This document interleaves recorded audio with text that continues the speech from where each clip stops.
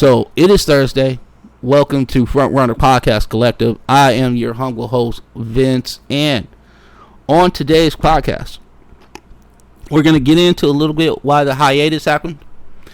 We're also going to get into questions for each individual team.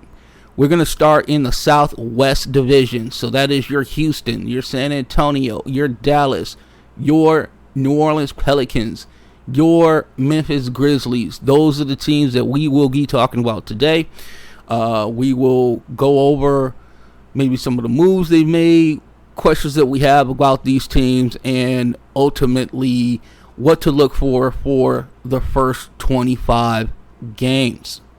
Now, before we get into this podcast, you will ask yourself, hey, I haven't heard from Vince in a while. What happened to this dude? Did he just take off, left this high and dry? No, I did not do that. That was not my intention or what actually happened.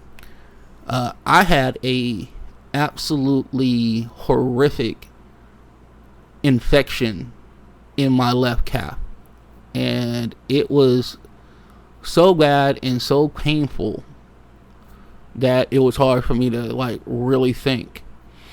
And I, because of my bout with alcoholism for 30 plus years, now being sober almost 8.5 now, I guess, or whatever, I don't take any pain medication. I'm not a pain medication guy. I don't like feeling altered in any way. It just doesn't do anything for me, and I just want to be as clear as possible, present as possible all the time. So, as you would take into consideration, there was a lot of pain involved. My calf was swollen to the point where it was probably about 4 or 5 times the size of normal, maybe even more. It felt so tight. There was heat radiating from this thing. Pain was off the charts, and it was hard to think. But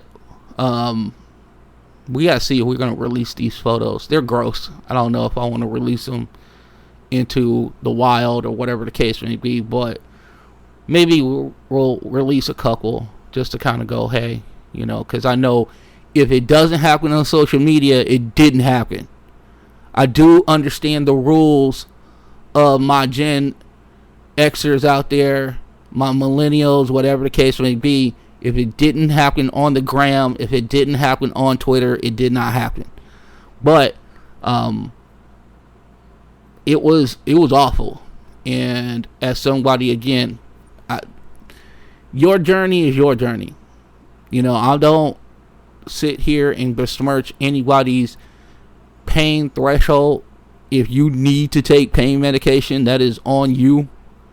Definitely understand it.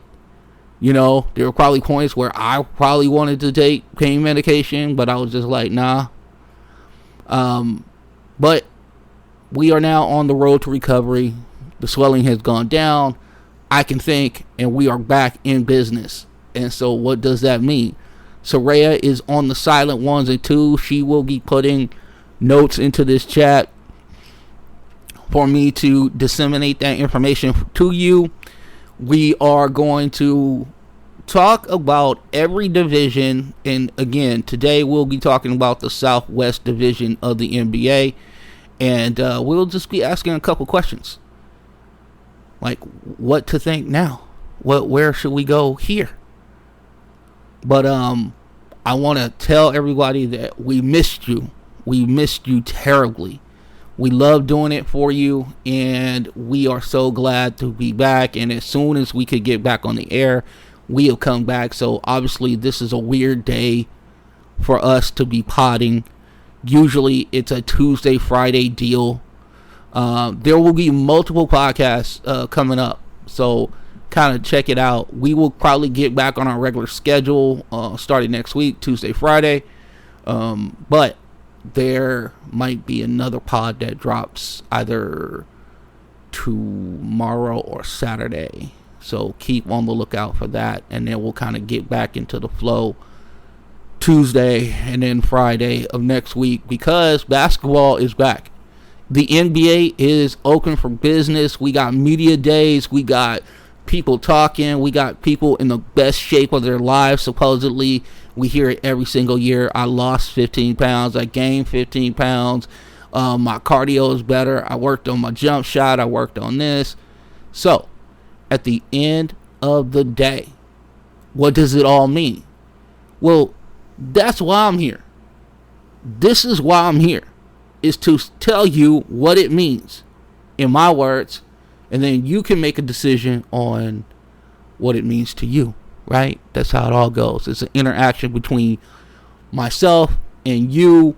And speaking of that, I want to give you our X accounts. So for the producer of this show, Soraya, for the fine producer of this show, it is at Rhea_Funch, FRPC, and my handle on X, yours truly, is Frontrunner PC.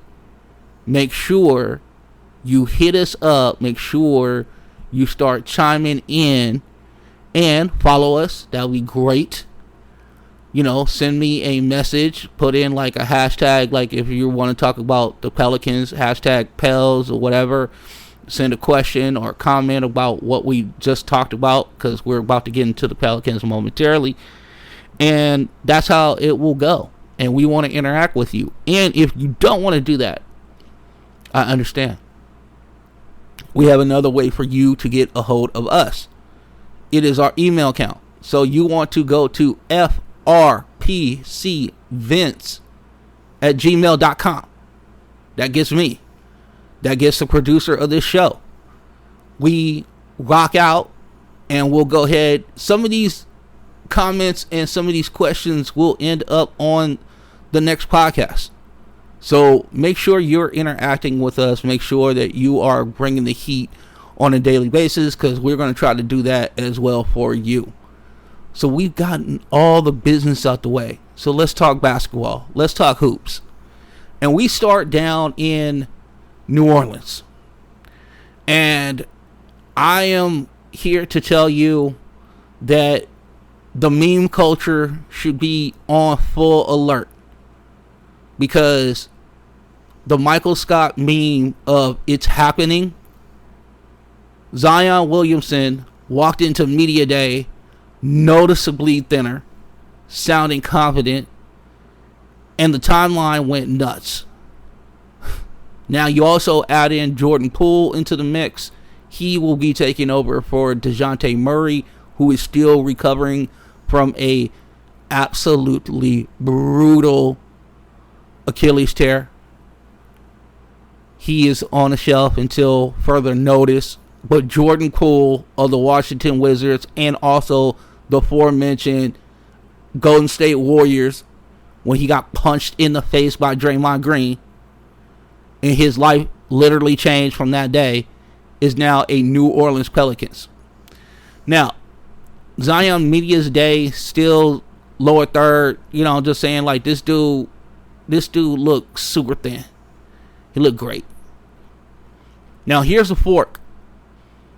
We're going to get the explosion, no doubt. Healthy Zion. Downhill kickouts. Jordan Poole heaters. Or another what if season. Which one are we going to get? Because you know what? All of it's on the table for the Pelicans. All of it. Because of the fact that we never know if Zion can stay healthy. It's like a broken record. We do it every single year.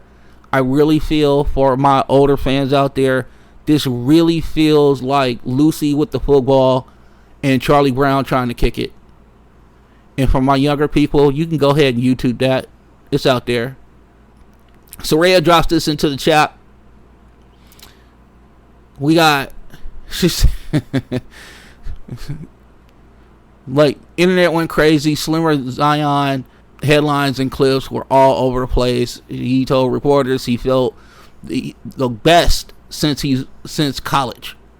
That is very important, because the guy that we saw in college, the guy who was so explosive, the guy who had just this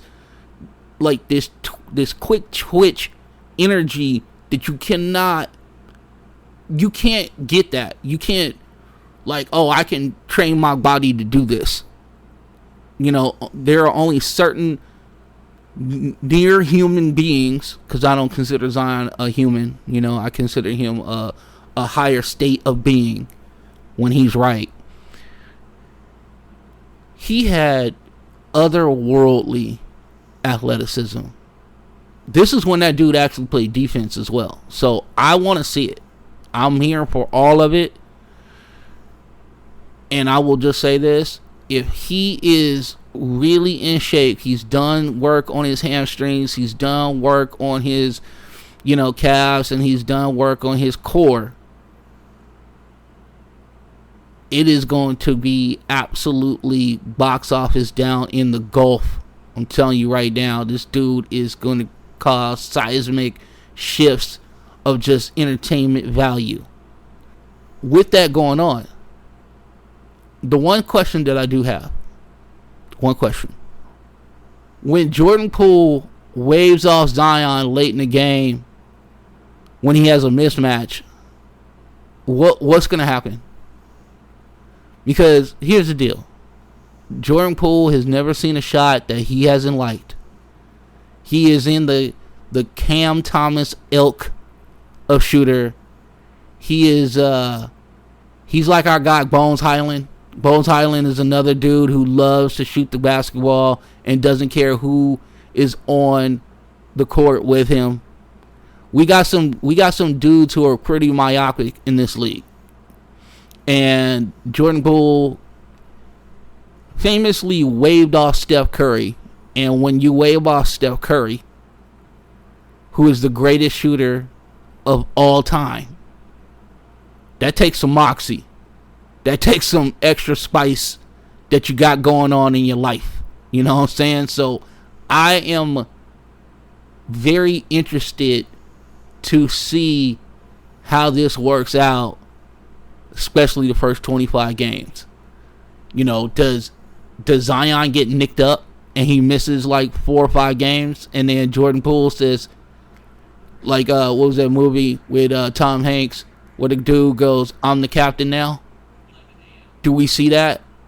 Do we see that situation happen? I have no idea. I don't know, but I can't wait to see it. This is one of the absolute teams that I want to see early on in the season. I want to see New Orleans, and I want to see how this works out with Jordan Poole.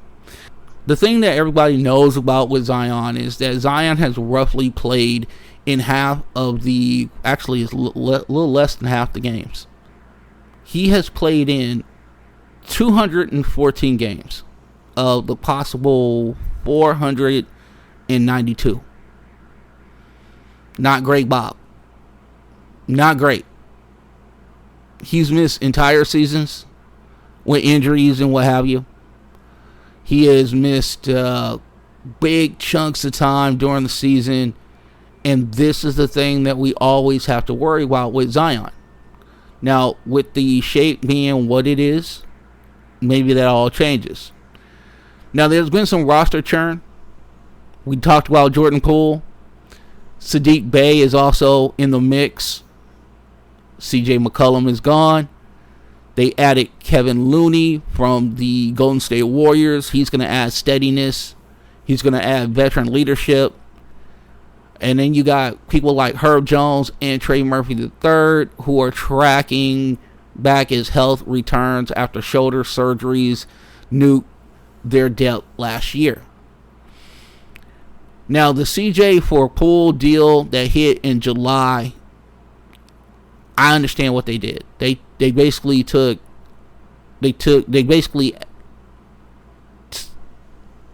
navigated years off their roster.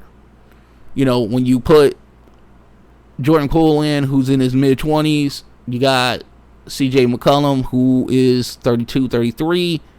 I understand what you're doing there. Maybe also you're saying, hey, we need more of a lead guard until DeJounte gets back, and then Jordan Poole can kind of fall back to a bench role, or we can use him as trade bait if his season goes well. I don't know how, it's a big risk. It's a big risk that Jordan Poole situation can go two ways. One of them is sideways. But the big thing is getting all their wings back. Getting Herb Jones, who is absolutely instrumental to their defense. You had rotator cuff surgery for our guy. And then you had the labrum rotator situation for Trey Murphy III. Now, Trey Murphy III is my dude. If anybody has been following this program for any period of time, you know my love for Trey Murphy III. I've been advocating for him to start. He finally did last year. And the guy can shoot it. The guy brings it every single night. I just love his demeanor on the court. I think that he is just a positive and additive type player. We just got to keep this dude healthy. Here are a couple things that we need, plot lines that we need to keep track of. If Zion is lighter, will we see more half-court pop?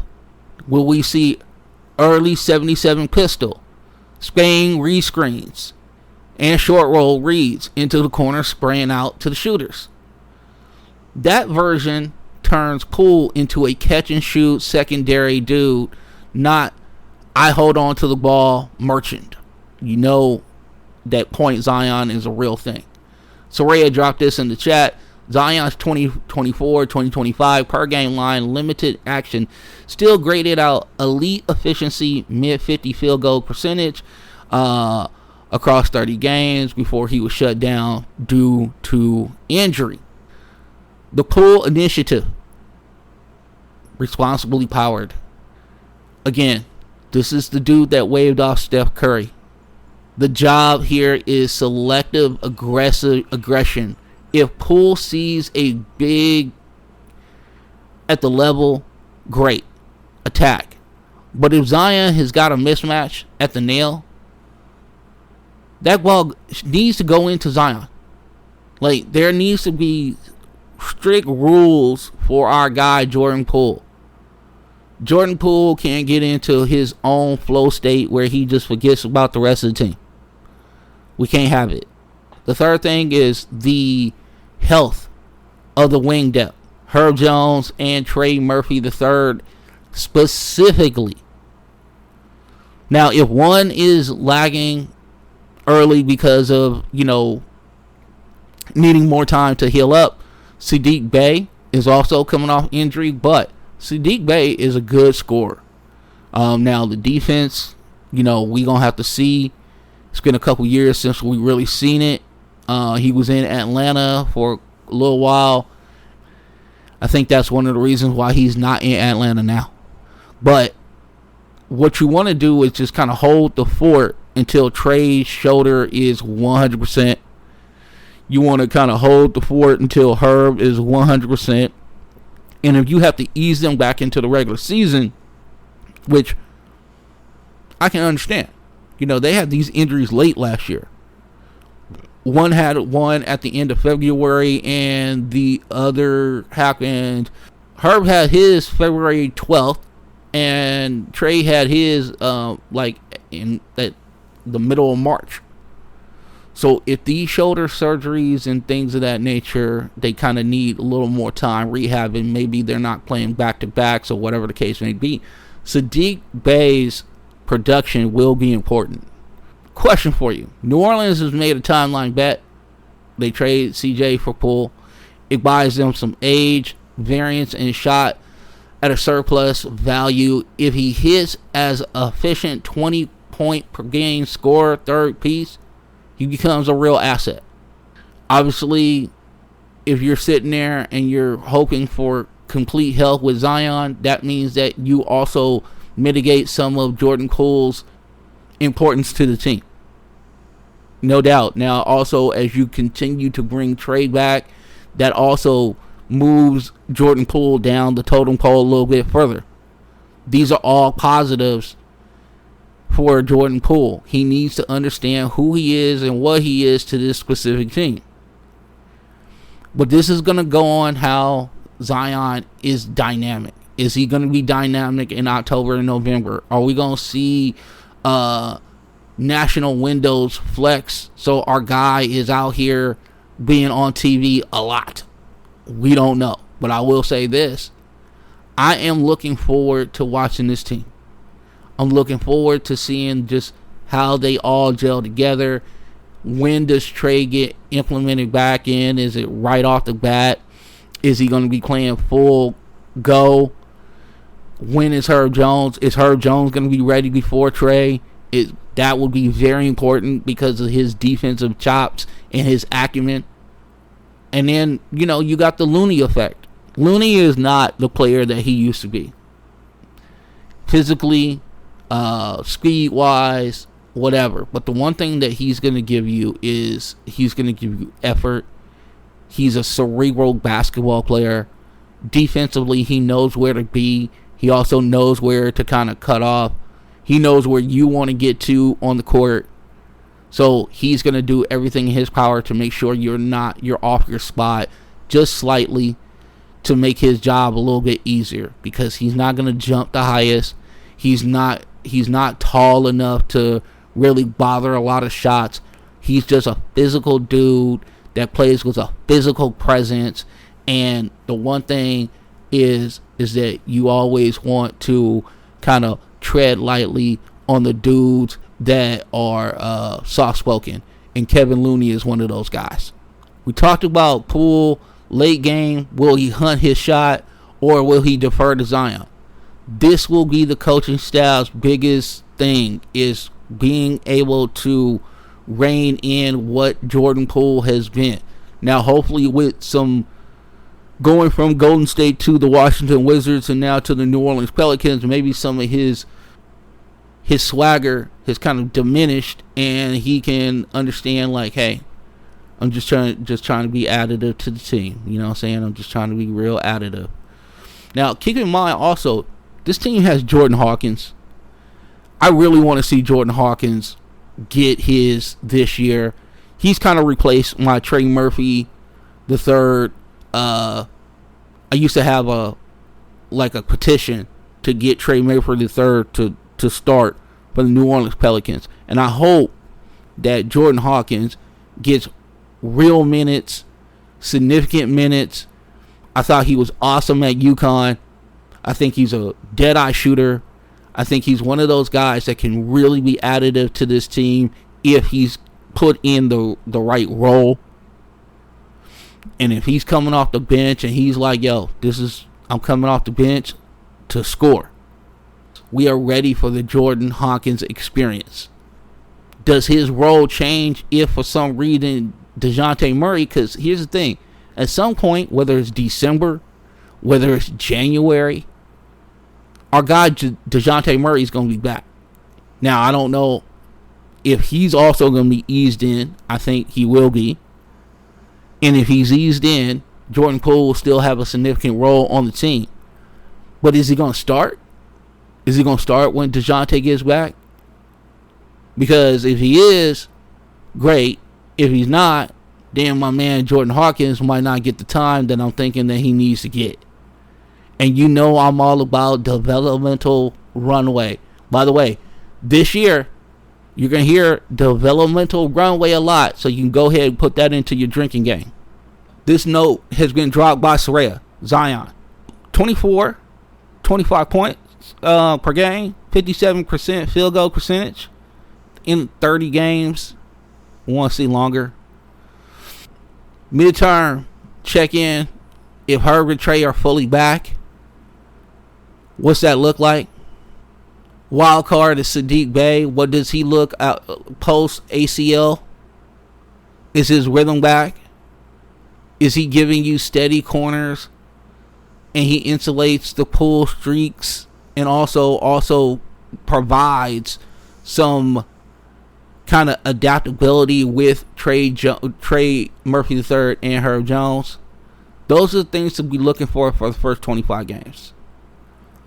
Okay, that is what you're looking for. Now, also, the center position. Who's starting? Who is starting? Because remember, this team needs to get off to a really good start. Atlanta is hoping for a very bad start. They're hoping for Jordan Poole to wave off Zion early and often in the season. They're hoping that it takes longer for our guy Trey Murphy III to get back. They are also hoping for Herb Jones to take longer or get, have some sort of kind of like setback on the injury front. They are hoping for everything, all the calamity to happen to the New Orleans Pelicans. Why is Atlanta hoping for this? Because in the 2025 draft, the Pelicans made a trade where they moved up 10 slots to get Dereck Queen out of Maryland, the big man from Maryland, who is box office if you have not seen him. But the one thing that Dereck Queen, first of all, he has a wrist injury, broken wrist, so we'll see how his development is stymied through the practices and whatever. I don't know if he'll be ready for preseason and then the start of the season, which is a big thing for a rookie. That's also not very optimal. Two other things that are not very optimal. Dereck Queen, as filthy as he is as far as skill is concerned, he has some of the Zion questions, some of the Zion whispers. Can he stay in shape? Will he be in shape? He's kind of a lovable big man with a little, he has a little spare tire around the waist a little bit. Okay, my man likes to enjoy himself. He likes to eat, whatever case may be. And New Orleans is not the spot for him to be in. Okay, we got gumbo down there. We got beignets. We got po' boys. We got a lot of stuff down there. We have a lot of good food down in New Orleans. Let's be honest. And then there's Bourbon Street. We do not need to see Dereck Queen on Bourbon Street. Dereck Queen needs to stay away from that street, because Atlanta is banking on all of this to happen, because they have a unprotected 2026 first round pick of the New Orleans Pelicans. So if it all goes astray, if it all goes awry, guess what? Atlanta picks up a blue chipper without doing anything to get it. So these are the things that we're looking for the first 25 games. How healthy are the Pelicans? How healthy are the Wings? Did our guy Bay come back and he's somewhat healthy and whatever the case may be? We're looking for all of those things, because if not, Atlanta starts to plot. On to another team that for some reason cannot stay away from the injury bug to save their life. You think we're unlucky? You think we're not, out here? Look at the Memphis Grizzlies. How do the Memphis Grizzlies feel right now? To the outside world, they look snakebit. They look absolutely snakebit. Jaren Jackson Jr., sideline. Zach Edey, still recovering from ankle surgery. Brandon Clarke having another knee surgery. They traded Desmond Bane away, for KCP and whatever the case may be. He's now down in the happiest place on earth, Orlando. What if this was a setup to like Ocean's 11 style heist of a season? A long con, if you will. Not a win now, but steal the future type of deal. Sometimes the greatest heist isn't breaking into the vault, it's convincing everyone else that the vault doesn't matter this year. You got Triple J, who might be out till November. You got Zach Edey, could be back before Christmas, could not be back. Brandon Clarke, again, another procedure on the knee. They're talking about 6 weeks. What is left of the Memphis Grizzlies? Well, we got Jock Landale, favored Australian Jock Landale. I know everybody's so geeked about Memphis Grizzlies basketball with Jock Landale. We still got Santi Aldama. Now, Santi Aldama really stepped up last year. He played phenomenal basketball. We saw that the three-point shot was working. He seemed to be able to stay on the court defensively wise. He's never going to be what Jaren Jackson Jr. is, which is an absolute eraser at the rim. But what Santi Aldama was able to do, play position basketball, team defense, and he was really good at it. And then also the productivity on the offensive end. The veteran leadership of Kentavious Caldwell-Pope hinges on two things. One, can he get back to his defensive prowess that was going on in Denver? And also, where the hell did his three-point shot go last year? Remember, Orlando brought this dude in for defense. He was also 6'6", so you pair him with the other guards you got. He's going to be able to guard kind of switch on some of the bigger dudes, the wings, and also guard some of the smaller guards, be able to use his length and all of his defensive prowess and what have you. That is what Orlando envisioned. They did not get that last year. They did not get that guy. And then the three-point shot, when you shoot 28%, what we supposed to do with that? The Memphis Grizzlies are hoping for a bounce-back year for KCP. The one thing that you do know about KCP is that he is a professional. It's not like he's not trying. It's not like, he going to be out here in these streets doing all this crazy stuff. It's none of that. But we also have to think about this. He's 32 years of age, and not everybody is LeBron James. Not everybody is Steph Curry or Kevin Durant. Sometimes you can't play into your late 30s so effectively like these other absolute aliens that we're talking about. When I start throwing out names like Steph Curry and Kevin Durant and LeBron James, that's a little bit different. There's a couple steps down when we get to the Kentavious Caldwell-Popes of the world. Did Father Time catch up to our dude? Or is he going to say, man, I'm in Memphis. I'm playing with Ja Morant. It's about to be love. I'm going to go lock up some people. And we also going to hit these corner threes at a respectable rate. 35, 36% would be lovely at this time of year, my guy. I'm just letting you know. Now, the wild card is the precocious Gigi Jackson. Now, this kid, a couple years ago, burst onto the scene. Last year, he had some injuries that kind of, stymied his development. But here's the thing. He's still super young. Still super young. Does he earn a role on this team, especially with all the injuries? Because remember, Gigi Jackson is about 6'10" as well. Now, he's never been thought of as the defensive presence of, let's say, a Jaren Jackson Jr. or what have you. He's never been known as a physical stalwart like our guy Brandon Clarke. But he can get buckets, and he's super athletic. So maybe there's some, off the ball rim protection that he can give you. You know what I'm saying? Some weak side rim protection. Who knows?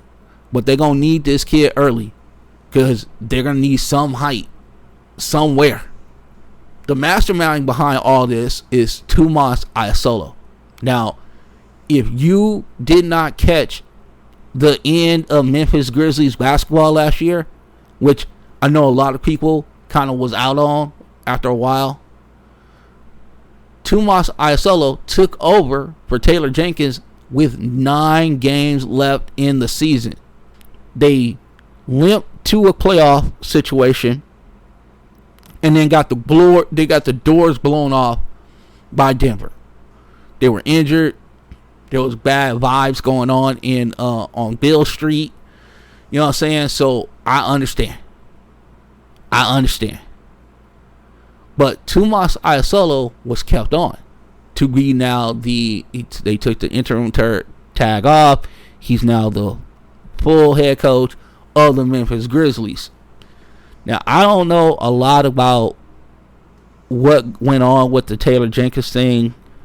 I've heard rumors and what have you that there were maybe some things that he did not hold people accountable.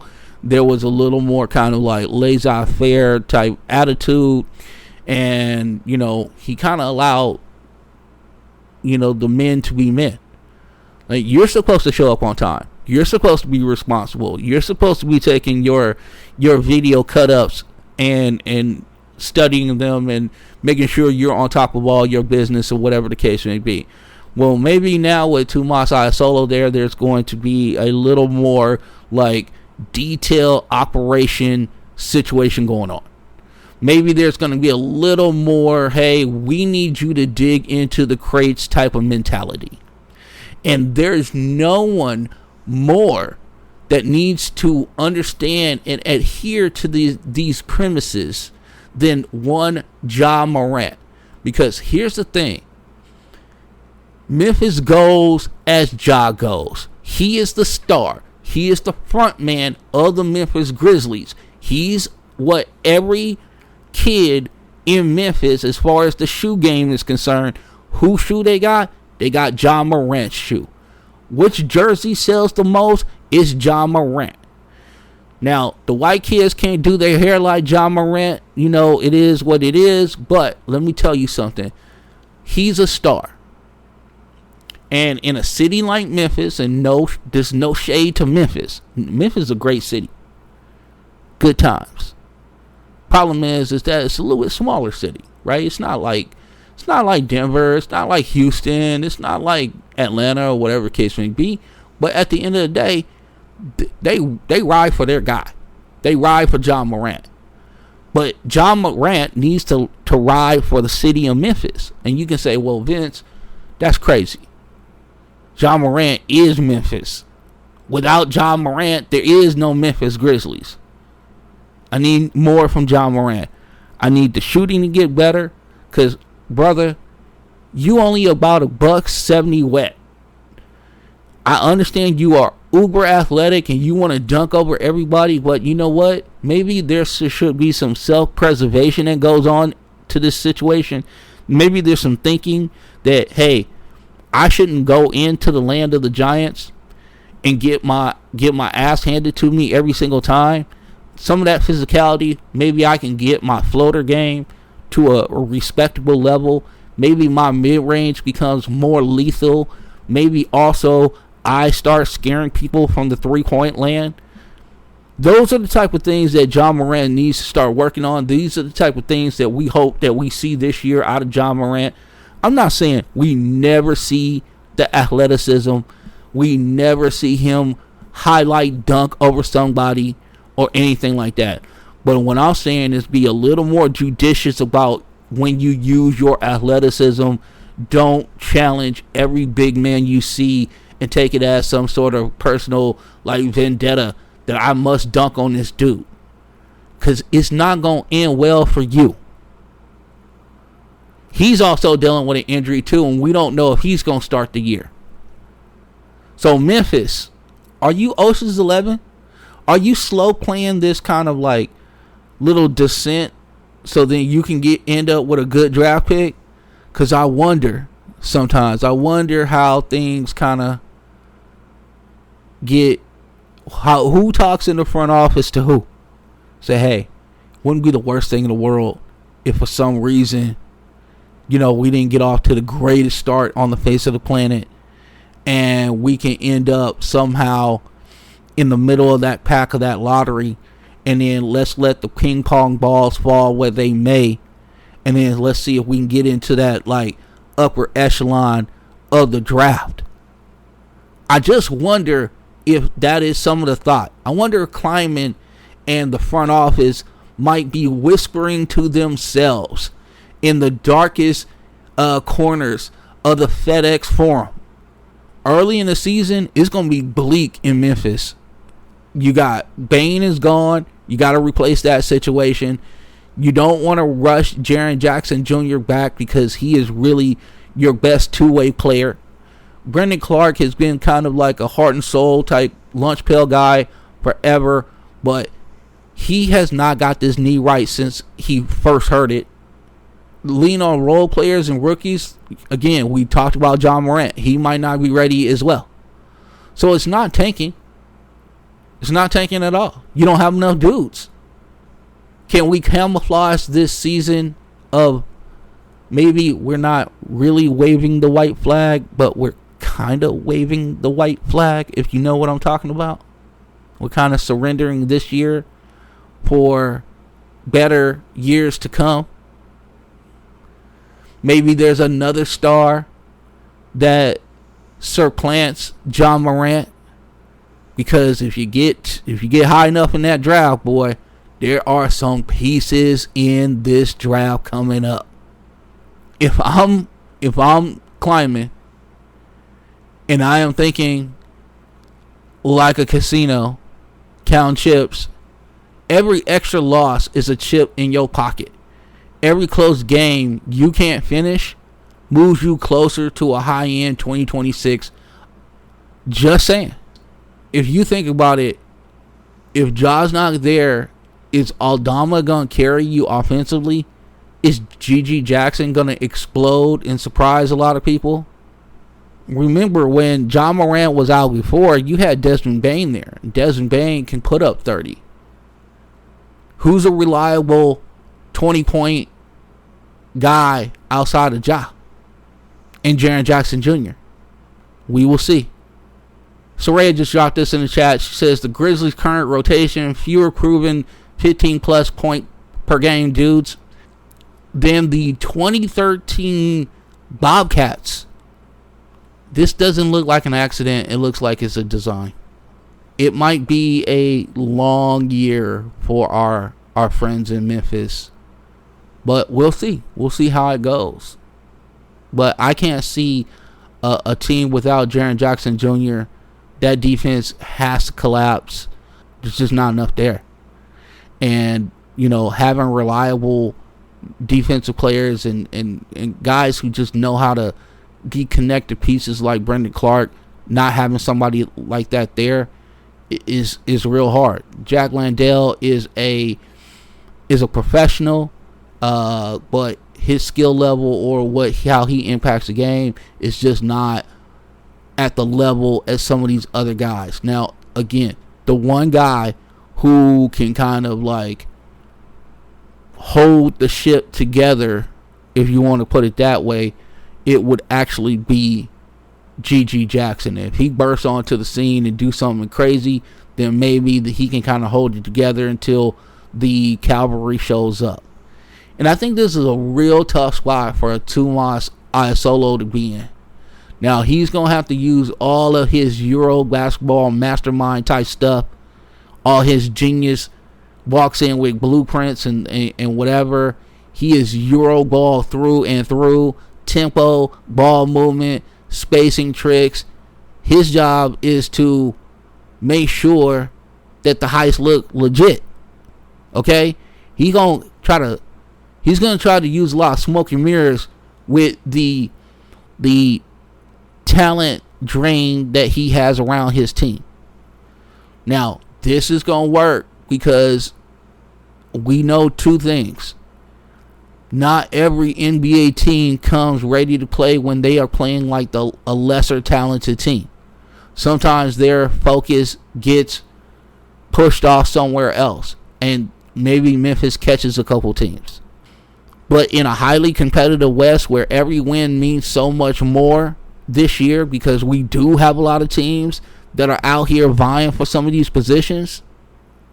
And another reason why Memphis might kind of, in a sense, quiet quit this year. Another reason why that might actually be going on.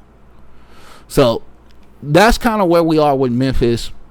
So we're going to move on to a team in Dallas. Now, Dallas, last year was tough for you. It was real tough. But now, things are looking up. So let's talk about that real quick. I have questions about a couple things. Obviously, Cooper Flagg, the number one overall pick, He is the great white hope, the great American white basketball player that we've been waiting for. Dude is super talented. I do have a couple questions, and we'll get into them momentarily. Now, Kyrie Irving is still dealing with a knee injury. He is going to be out until the middle of the season. Enter D'Angelo Russell. And as a Laker fan, I tell my Dallas Maverick fans this: good luck to you, because there's going to be brilliant plays that he does, and there are going to be plays that just make you scratch your head. I don't know if anybody's seen this. Our guy Anthony Davis, former Laker, has put on significant weight, and also he is donning the specs. My guy is going to be with goggles for the rest of his career, because I guess he had a scratched cornea or something. So therefore, guess what? So AD, Kareem Abdul Davis, we'll see how that works. But he did look a lot bigger at media day. It was very noticeable what the weight distribution, the chest looked more barreled out and things of that nature. So I'm really interested to see how this go. And also, is the brass of Dallas going to continue to allow Anthony Davis to play at the 4 spot when he hasn't shot the 3 ball well for a long period of time? Do we let this dream die and you are a permanent 5? Now, don't ever say that to Anthony Davis. Don't ever say that he is a permanent 5. You will make him very melancholy. You will make him very sad. There'll be some like real sad R&B songs going on. You know what I'm saying? Our guy, congratulations to Klay Thompson. He is now dating Megan Thee Stallion. That must be the greatest offseason acquisition. Everybody will talk about the Cooper Flagg acquisition to the Dallas Mavericks. Klay Thompson's acquisition of Megan Thee Stallion is pretty much the better acquisition. No shade to Cooper Flagg. We love Cooper. But if you would have told me 10 months ago that Klay Thompson would be like nuzzled up against Megan Thee Stallion, that would not have been on my bingo card. Alright, so Anthony Davis bigger, Cooper Flagg number 1 overall pick. You lose Luka Doncic, but you gain Cooper Flagg, and Klay Thompson got Megan Thee Stallion. Everything's great in Dallas. Now we can get into what the hell should we expect. What are some of the questions we have for the Dallas Mavericks? All right, a couple things here. Cooper Flagg, number 1 pick. Question for you: is he going to moonlight as a hall monitor until Kyrie comes back from his knee situation? Because, like I said, D'Angelo Russell, very heady point guard, but sometimes his brilliance gets, his genius outshines like just the normal play. Sometimes he says, you know what, me taking this 28-footer with 18 seconds on the shot clock is the best thing for us to do. I'm like, bro, you got AD on your team, you had LeBron on your team, you had other dudes on your team. You taking that 28-footer is not the best shot. But again, Maverick fans, good luck. He will drive you crazy with that. Jason Kidd is the coach. He gave early career Giannis Antetokounmpo on-ball reps in Milwaukee. He's publicly teased similar for Cooper Flagg after summer league touches. Reminder, we'll revisit point Flagg. What does this mean for Anthony Davis usage? I don't know. Let's get into how all this kind of played out. Right? We don't need to rehash the Luka situation. We know what happened. We know that Kyrie had the ACL injury. This is what kind of had them bottom out. AD also got injured as well. And then they ended up with Cooper Flagg. Couple things to think about when we are thinking about Cooper Flagg and handling the ball. We saw it a lot last year when he was at Duke. Now you say, well, Vince, Duke is different than NBA. I know he played against a lot of high level dudes or whatever the case may be, but the NBA is a completely different animal. I get that truly. But here's the thing. Cooper Flagg is a different animal as well. So we can see some early actions with Cooper Flagg above the break, like some horns twisted into some Spain empty side pick and roll with like Dereck Lively. Oh, by the way, Dereck Lively is not 7'1" anymore. He's 7'3". Just so we are all on the same page, Dereck Lively has grown 2 inches. Man, if this dude stays healthy, he gonna be a monster. Now, D'Lo is a re-heavy type of dude. Okay, he thrives in the first advantage is created for him. You stagger him with like Daniel Gafford, who's a pure rim runner, like aggressive rim runner, uber athletic. It just simplifies the reads for both individuals. Now, AD can be a hub. AD can pass, high post type quarterback. If you get him into some dribble handoff, chain feed Klay, jitter, and then you got Washington, who is a straight line driver, right? So you got a lot of pieces. You got a lot of eclectic pieces in Dallas. Russell, his last full season in Los Angeles, 18 points per game.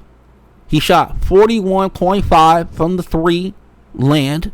He also did that on 7+ attempts. 6.3 assists. Okay? Fewer than 6.5 drives a game. He's a read passer, not a constant rim protector type dude. He's like, he'll try to snake in there, but he's also like floater, midi, that type of thing. He's not putting pressure on the rim, so you don't have to worry about that. So your big can definitely come up to the point, and hold firm. Now, if you got Flagg out there, okay, now Flagg, he's looking, throw lobs. He did it to Mollywalk, who's now in Phoenix, a lot at Duke last year. So he has that capability of doing that, and also he can put pressure on the rim himself because he can get up. This is not your ordinary dude. This dude got some real hops. You're going to want to see Cooper Flagg for a lot of reasons, right? You're going to see, because he's the number 1 overall draft pick. He's going to be a content engine. Early season, you're going to see a lot of national windows. Everybody loves the novelty plus the pedigree. We all heard about how he was in like the Olympic like workouts and things of that nature, how he was dominating some of the best NBA talent that we have available in this country. ESPN will absolutely love this. Cooper is not just a rookie. He's a franchise level attention magnet, paired with AD and paired with a legacy shooter in Klay. Okay, he has a lot of pieces around him that not normal number 1 overall picks get. He's not walking into a situation where they are desolate for talent. There's a lot of talent around him. This is a playoff team that's getting the number 1 overall pick. So let's not keep it twisted. Does this put pressure on Cooper Flagg? I do not think so whatsoever. Because see, let's keep the main thing the main thing. I understand that Dallas might have dreams of, hey, we might make a real playoff run or whatever. At the end of the day, it is all about the development of Cooper Flagg. And if you have to lose some games for that development to pay off down the road, you do that. You do that in every day ending in Y. That's what you do. Okay? every day ending in Y. Yes, Edey is there. Dereck Lively is 2 inches taller, and he's a great defensive center and a rim runner. Daniel Gafford grabs rebounds. P.J. Washington is a steady vet. Najee Marshall, I loved his play last year. But if we're talking about the Dallas Mavericks being in like that upper echelon of the Western Conference, I want to pump the brakes on that a little bit.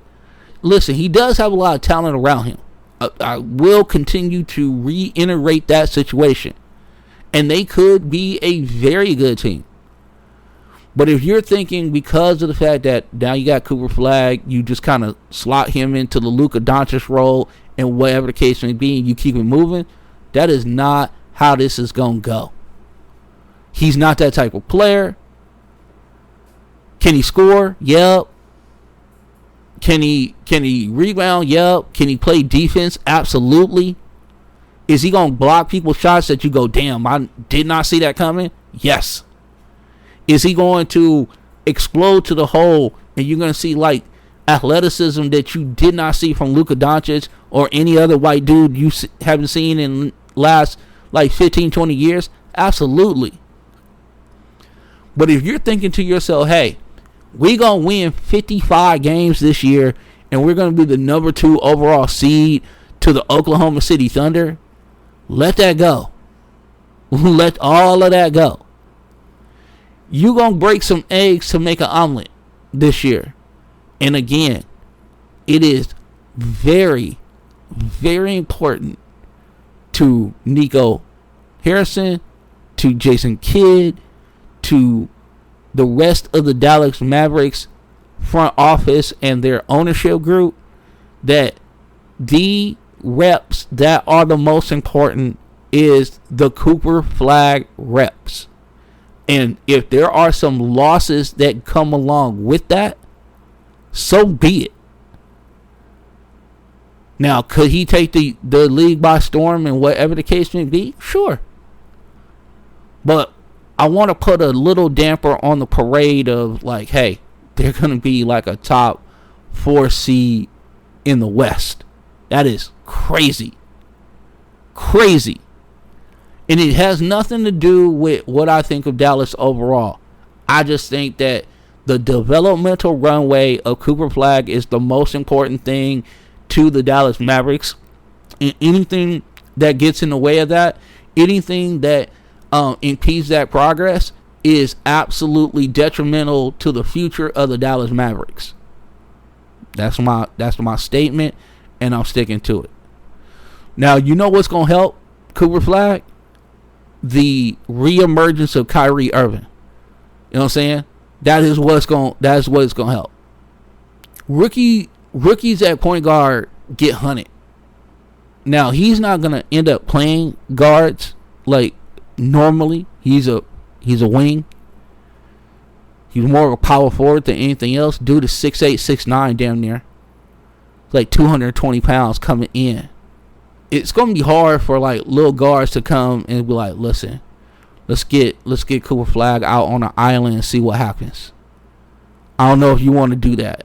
That might not be your best point of attack when you're trying to attack the Dallas Mavericks. As far as that's concerned, you might want to try to attack Klay Thompson. You know, you might want to try to attack somebody else. Oh, D'Angelo Russell, absolutely great for this. Attack them. Do not play with Cooper Flagg and try to bring him out and think like I'm about to have a Sports Center moment. Because then you're going to end up on the opposite end of that Sports Center moment. Just so you know. How is it all going to work? The thing again, like I said, you might use Cooper Flagg as kind of a security blanket for D'Angelo Russell because you don't want to have D'Angelo Russell out in front of his skis. You know what I'm saying? Najee Marshall actually did a lot of ball handling as well, and that looked really decent last year. I'd like to see more of it. Keep in mind, this team also has Max Christie, who's a dog on the defensive end. He's a really good rebounder for somebody 6'4", 6'5". I hated that the Lakers had to get rid of him for Luka Doncic, but hey, we got Luka Doncic. So again, Nico, I said this a lot last year, and I'll continue to say it. Thank you, Nico Harrison, for not putting Luka on the trade block. Thank you for only dealing with the Lakers. We really appreciate that. And if the sacrifice was Max Christie, who we could use as a defender right now, I'm still good with that, my guy. Now, here's a question that I have for my Mavericks fans. When Kyrie comes back, when he returns, what's the ideal five for when Kyrie comes back? Where does that slide Cooper Flagg? Does Anthony Davis understand, like, do you need another shooter on that floor for floor spacing aspects and things of that nature? Does P.J. Washington stay in the starting lineup? Is P.J. Washington now expendable as much as he says he wants to stay in Dallas because he's from Dallas? Second question, if Flagg's usage is real, do you prefer him to initiate from the slot or from the angle? I don't think you can have him just at the top of the key, but pounding the wall. That's not his deal. What you want to do is have somebody bring up the ball up the court, get him, on the side angle, and then watch him work, getting into the lane and then spraying it out to shooters, or getting into the lane and you have your big who's in the dunker spot come over and go ahead, because he's going to draw a lot of attention, throw the ball up for the lob, and then you just have yourself a lob party. Those are the type of things that I would think of when I look at Cooper Flagg. We're going to move to Houston. Now, Houston, oh, man. Well, everything was going good on Houston. Everything was going good. You got Kevin Durant, you know what I'm saying? You thinking to yourself, man, we about to do this real big in Houston. Kevin Durant reminds me of that dude on The Bachelor who can't make up his mind. You know what I'm saying? Like, I'm going to get into that momentarily. I'll tie it all together. Don't worry. I will tie it all together.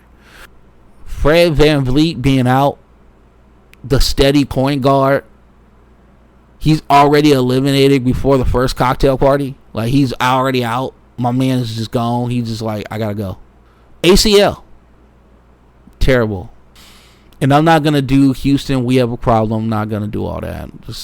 It's VanVleet is that guy that, yeah, he's not the greatest point guard on the face of the planet, but he's just a steady hand.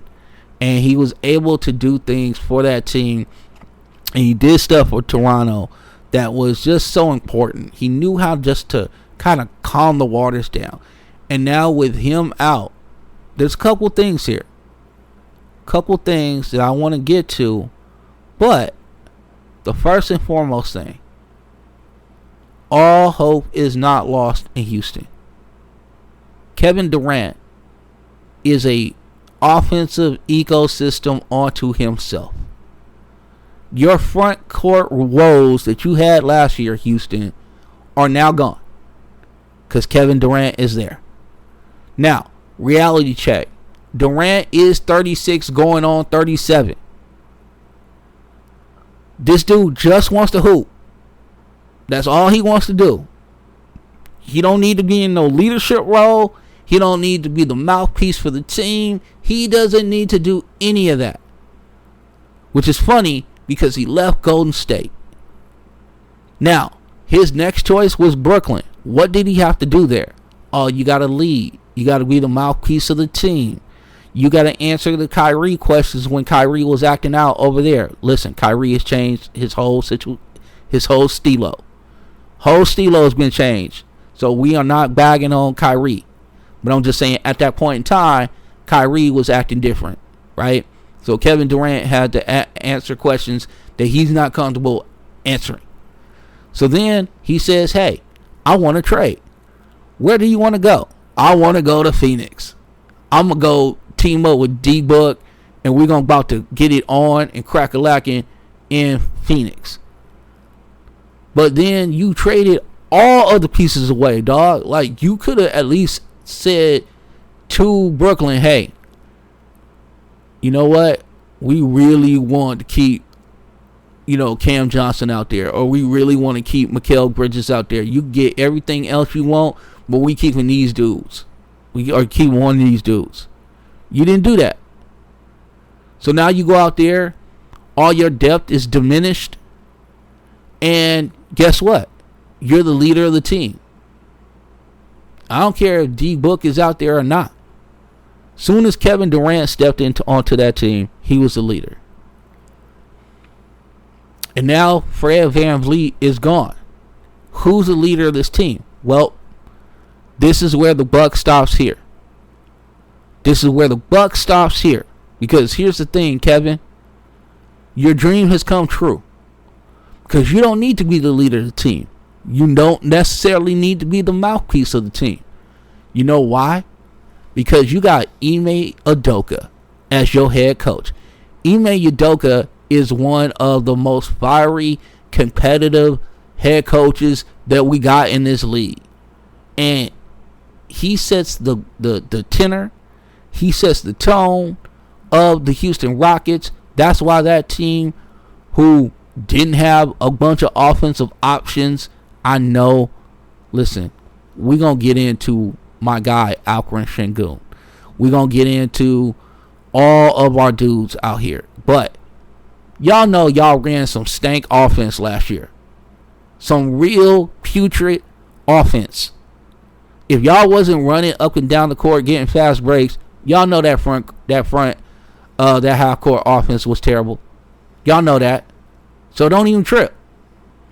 But now you got Kevin Durant and everything's lovely. Y'all finished 52-30 last year. Second in the West. Scared a lot of people.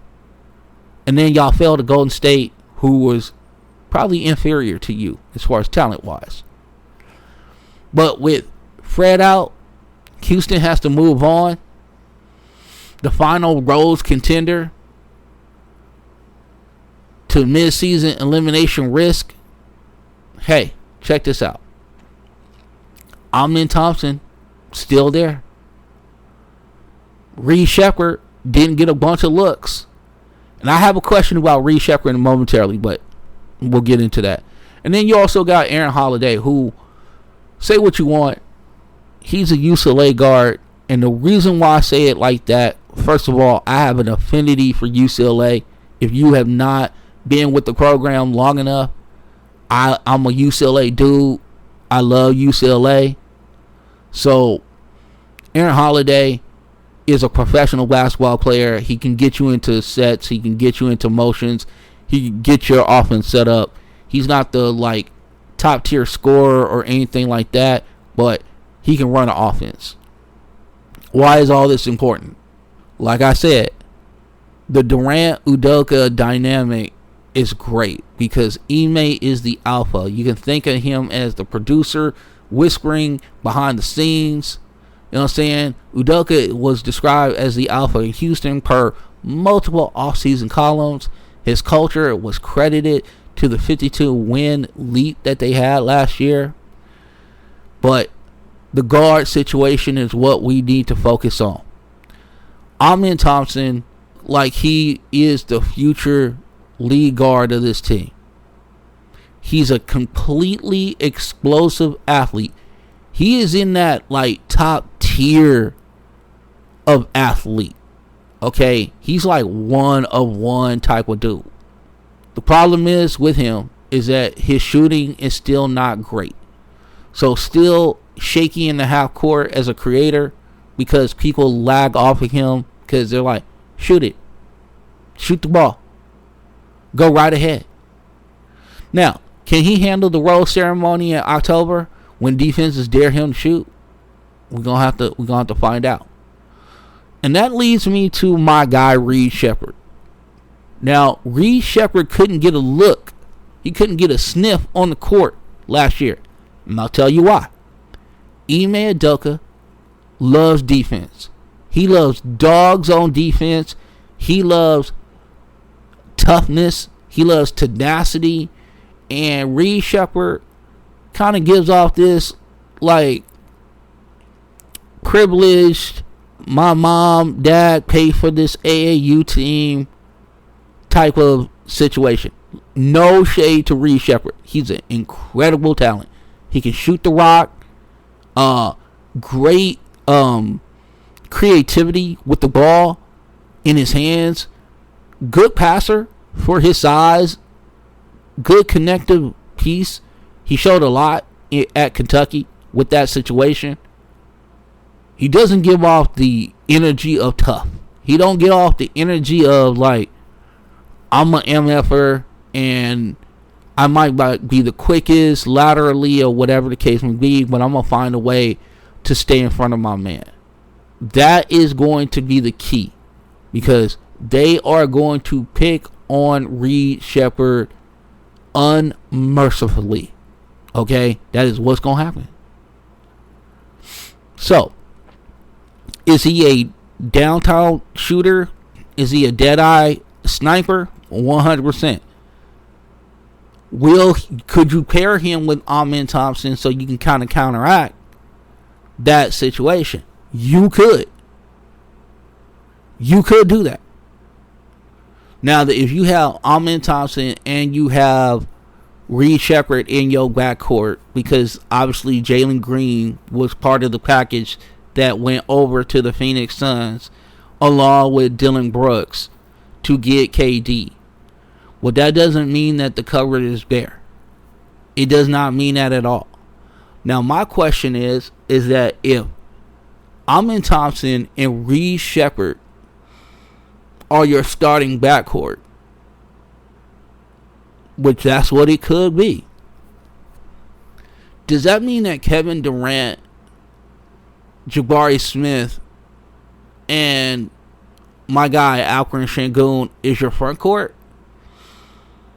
Is there any room for Tari Eason Jr.? Is there any room for my guy? Dorian Finney-Smith is dealing with an issue. That was a big loss for the Lakers, by the way. That Dorian Finney-Smith situation. I've even heard lineups this way. Could you imagine this? I've heard lineups this way. Steven Adams, Alperen Sengun, Kevin Durant, Jabari Smith Jr., and Amen Thompson. I don't know if there's enough shooting on the court for this. I have no idea. I have no idea how you going to score on that. I just don't know. They have so many ways they can go. Ime Udoka is going to take all this preseason to figure it out. But you know right now, KD is going to be your get out of jail free card when it comes to half court offense. His midi is still wet as all get out. Dorian Finney-Smith, whether he starts or whether he comes off the bench, is going to provide 22 minutes of awesome defense. He's going to provide a connectivity to that offense when he's on the other side. And guess what? I can stand in the corner and shoot threes. He did it for LA last year. It was great. Loved it. Wish that dude was still on my team. But he is not. Because Rob Pelinka did him dirty. We're not going to get into that. But you know who's happy about that? The Houston Rockets. Hell yeah. Raphael Stone is happy about that. Ime Udoka is happy about that because he got another dog on the team. And again, this gives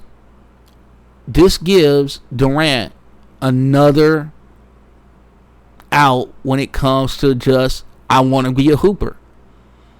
When you got all these dudes on your team and all you want to do is hoop, a lot of you got to remember, in Phoenix, he was one of the better defenders. In Brooklyn, he was one of the better defenders. So this is going to be the first time since like his Golden State days, and even then he was actually one of the better defenders in Golden State. This is going to be the first time in a long period of time where Durant is not going to be asked to be like this incredible defender. And you can't ask him at the age of 36 going into his 37th year on this planet to be this like lockdown dude. Alperen Sengun, he had an incredible Eurobasket experience. He was just dogging people out. Şengün, when they were the best half-court offense they did run last year is when Alperen Şengün was at the nail. Now, I wonder how that changes with Kevin Durant, who loves that mid-range situation. Maybe there can be a two-man game with them where there's a lot of DHO handoffs and things of that nature. We'll see. We'll see. I can see that working very well for the Houston Rockets. And then you can use Reed Sheppard as like a catch-and-shoot guy if they blitz that action. You don't want to use Amen Thompson for that or whatever. This is where Dorian Finney-Smith, Jabari Smith Jr., and Reed Sheppard could really, really shine. If you have that DHO action at the nail, and you have Kevin Durant coming off and being able to get downhill and then shoot it out to the shooters in the corner or somebody at the top of the key 3 situation like Reed Sheppard, and he's wide ass open, that's going to be devastating as hell. So Houston, even though I would have loved to have them have Van Vliet, I am still very enthused and still very optimistic in their team. They will just have to figure themselves out as far as what they have at the guard position. Do they need a little more? They will have plenty of time to figure this out before the trade deadline. And remember, they still got a bunch of Phoenix Suns picks at their disposal. So, will it take them some time to figure out? Maybe. Or maybe not. They might hit the ground running. Who the hell knows? What do you think Houston will look like first 15 games? Will there be a mystery trade candidate that pops up in January? Where will those whispers come from? And did KD finally find happiness in Houston? We've been asking for this. San Antonio, we got to get to. We need to talk about San Antonio real quick. Victor Wembanyama, awesome, right? He's cleared. He's ready to go. The deep vein thrombosis, we don't have to worry about that right now. Everything's good. De'Aaron Fox is there. Dylan Harper is there. And also our guy Stephon Castle. They got Luke Cornett. Now, Luke Cornett played in Boston last year. He's 7'2", 7'3", another big, another lanky dude, and loves to block shots. Loves to actually block shots on the perimeter, which is crazy. We will see how they decide to pair Victor Wembanyama. My one question about San Antonio is this. It's not if, it's when. When does Victor Wembanyama take the next leap? And where will it come on the court? Will it come? Because here's the thing. I'm going to go on a limb right now. I do believe that Victor Wembanyama this year, if he plays 65 games, he's going to be the defensive player of the year. He was trending that way last year. But I do believe that this is the start of the Victor Wembanyama Invitational to the defensive player of the year. We can see Victor win multiple defensive player of the years in a row. Like, the dominance could start now and end 10 years from now. I do believe that. Like, I say that with every fiber of my being. We've never seen anything like him. They continue to lie to us about his height. They list him now at 7'4". We really know that this dude is like 7'6". His wingspan is out of control. He gets still, we talked about this ad nauseum before. He gets fooled sometimes, and because of his length and because of his tenacity on the basketball court, because he doesn't like to be embarrassed. He does not like to be embarrassed. He will find his way back into the play, and then guess what happens? block shot, good contest. Things just happen for him. But I'm wondering what part of the offense, where on the court does he show the most improvement this year? Will it be in that mid-range? Will it be the three-point shot? Or will it be like, hey, man, I'm taller than everybody else. I'm very athletic. I'm very flexible. Am I just going to start hitting like 80% from like 4 feet and in? As far as me becoming this real dominant basketball player. Because the thing that I want to say about Victor Wembanyama right now is that the day of him averaging like 30 points a game is coming. And whether it's this year or next year, he's going to do that. It's all depending on what part of his game that he worked on in the off season, which part of his game that he just focused on. And when he gets there, and when he feels more comfortable in his body, which all reports say that he does feel more comfortable. All reports are saying that, like, the weight that he put on is good weight. He's a little bit stronger than he was last year. He meditated with Shaolin monks in the off season to get his mind right. So Victor is never going to be your normal like NBA dude, whatever the case may be. He's doing everything in his power to be great. And now he has other like really like dudes that you got to check on. He got dudes that you got to check on. De'Aaron Fox was the clutch player of the year a couple years back. This dude gets to the free throw line. He doesn't shoot it as well as you would want him to be as a perimeter guy, but he finds a way to get buckets. That's what he does. He finds a way to get buckets. He is a 24 point per game type of dude. Now you pair him with Victor Wembanyama. Oh, by the way, Stephon Castle, Rookie of the Year. Oh yeah, by the way, we drafted Dylan Harper, who is the son of Ron Harper, who is a pick and roll maestro. Which leads to the point of, does Stephon Castle have to be a second side initiator? Something that we talked about in a previous podcast. But the question still lies, is that if Dylan Harper is what I think he is, shit, you might have De'Aaron Fox have to come off the ball. Hey, bro, I understand that you awesome, but this dude understands offense. He understands pick and roll.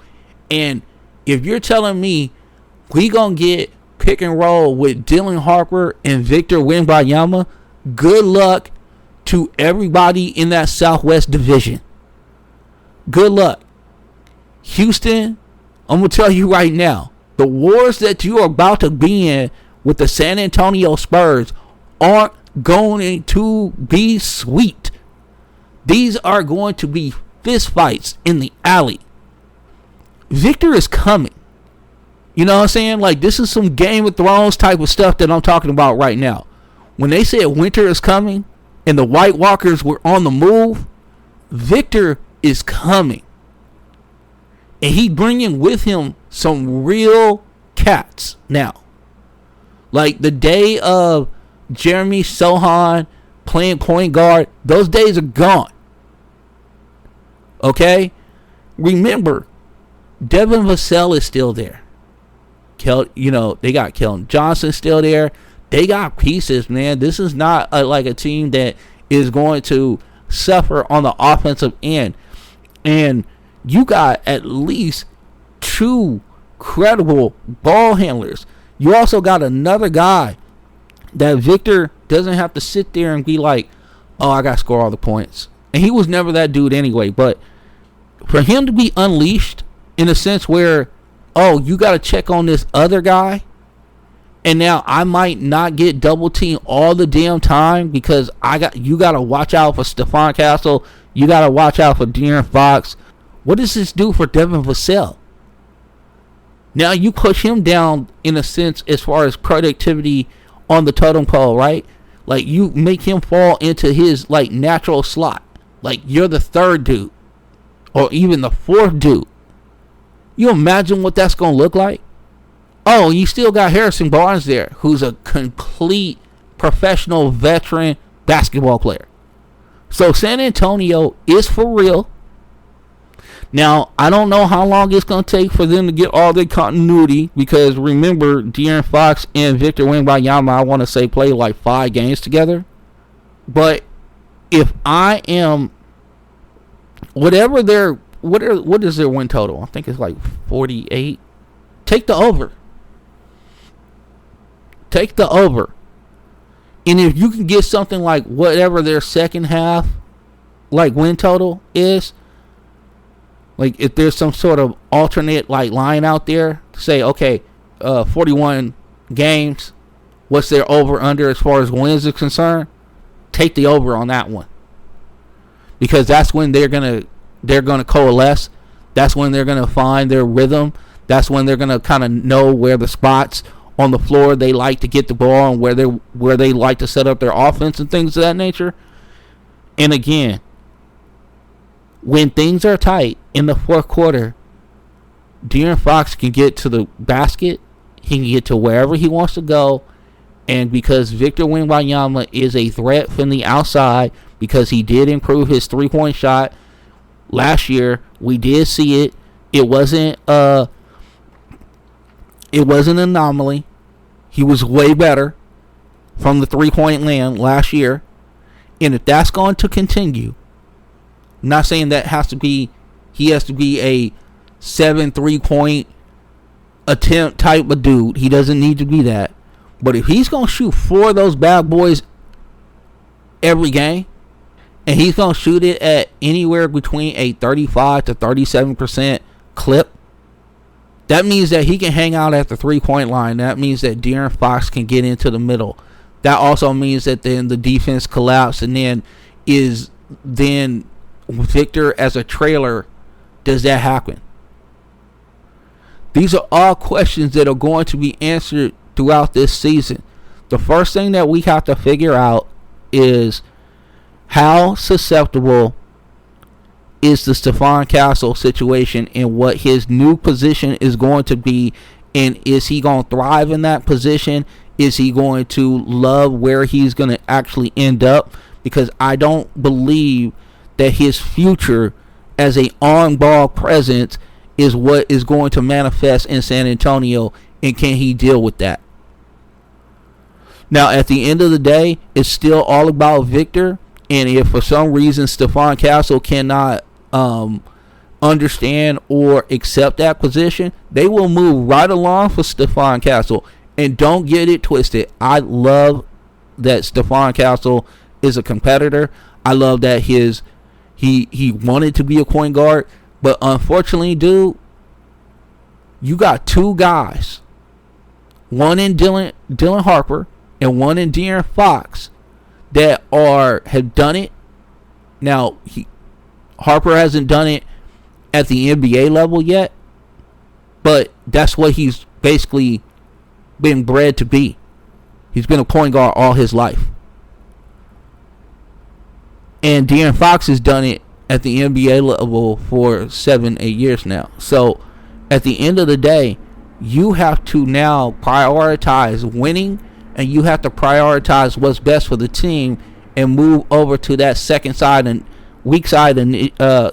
initiation and become that dude that attacks the rim, shoot the corner 3, and then, if for some reason you attack the rim and the defense shifts over to you, make quick decisions to get the ball into other people's hands. You can still be a very effective ball handler. You have great strength. You have great size. You have good wingspan. You have good anticipatory skills when it comes to getting into passing lanes. You can be a absolute vital chess piece to the San Antonio Spurs if you buy into your new position. Because I believe, beyond a shadow of a doubt, the days of Stephon Castle being a point guard are over. So that's all I got to say about the San Antonio Spurs. Let me know if you agree or disagree. Hit me up on Twitter. Also hit me up at frpcvince@gmail.com. Send me an email. Real happy to go ahead and read those. And if those emails are awesome, they will make it onto the next podcast. We are really trying to be interactive with you. So make sure you're getting all into that. Now, with that being said, we're going to get up out of here. We got two more of these bad boys. We got the Northwest Division that we need to get into. It's already set and locked and loaded. We also got the Pacific Division that we need to get into, and those are going to be locked and loaded. So keep a lookout for those, because they might come before Tuesday. You know what I'm saying? We might have a podcast on Saturday. I don't know. I got to see what the schedule is, but we got podcasts on deck for you. So keep it locked here with Front Runner Podcast Collective. I want to thank Saraya for her patience throughout this situation. I want to thank you, the listeners, staying with us, through this situation. Hopefully, when we start getting the numbers back, it still looks like it was before. Maybe it doesn't. I don't know. If I pick up new ones, hey, congratulations. Thank you for showing up. Thank you for showing out. And again, get in contact with us. Be interactive with us, because it makes the show better. It just makes it so much better. I want to interact with you, and I want to answer questions, and there are no dumb questions. Make sure you get them in. You can hit us up again on X at FrontRunnerPC, or our producer at Rhea_Funch, which is spelled FUNCH, and then it's FRPC. And if you don't know what FRPC stands for, Front Runner Podcast Collective, baby. And that's where you at right now, and we are so appreciative for you to be here. So with that being said, the best part of you is you. Surround yourself with individuals that support and inspire your vision to be great. And if you got people that exhibit those behaviors, don't take them for granted. Appreciate them. Send them a note. Send them a voice note. Send them a FaceTime. Hey, just checking in with you. Thank you for all your support. You know what I'm saying? Let's go grab a drink. Let's go get a cup of coffee. Whatever the case may be. Hey, a handwritten note. Not a bad idea. But make sure you show appreciation to those who show you support and inspire you to do the things that you're doing so you can continue to be great. And with that being said, if you're doing all those things, then guess what? We always have a place for you here at Front Runner Podcast Collective. And if you don't have those things going on, know this. Here at Front Runner Podcast Collective, we are here for you. We don't leave anybody behind. You know what I'm saying? If you have a question, something going wrong in your life as far as that's concerned, we'll answer those too. 100%. And the reason why I say that is because, I have a lot of people who are down for me. I have a lot of people who make this whole crazy thing work for me. And I wouldn't be the person I am today without just the love of my wife and the support of my friends and the support of my church and the support of just influential people that have come in at critical times of my development, especially after I stopped drinking, especially after I got myself sober and got myself into a position where this was possible. So sometimes it just takes a village. And if we can be part of your village, well, let's go ahead and do that. All right. I'm Vince, and for Saraya, we up out of here, and we will definitely have something out in the next couple days. As far as that's concerned, I believe definitely before Tuesday, for sure. I just can't commit to which day it will be. But keep it locked here with Front Runner Podcast Collective, and we will see you soon. Deuces, ooses.